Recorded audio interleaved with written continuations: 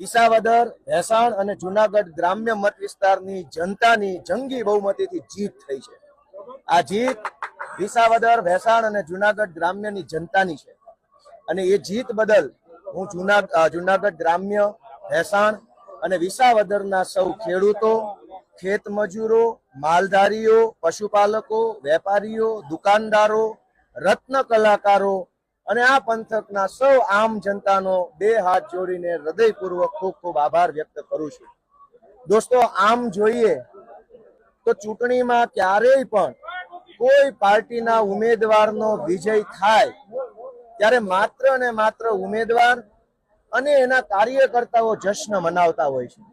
ગુજરાતના ઇતિહાસની આ પહેલી એવી ચૂંટણી છે જેમાં પાર્ટીના કાર્યકર્તા તો ઠીક, આખું ગુજરાત જશ્ન મનાવે છે। દરેક નાનો માણસ, આમ જનતા બધાય આનો જશ્ન મનાવે છે। એનો અર્થ એ થયો કે આ જીત ગુજરાતના કરોડો લોકોની આશા અને સપનાની જીત થઈ છે।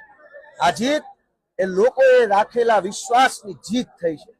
મિત્રો, આ ચૂંટણીની અંદર અમારા આમ આદમી પાર્ટીના રાષ્ટ્રીય કન્વીનર માનનીય શ્રી અરવિંદ કેજરીવાલજીના નેતૃત્વમાં, અમારા આમ આદમી પાર્ટીના પ્રદેશ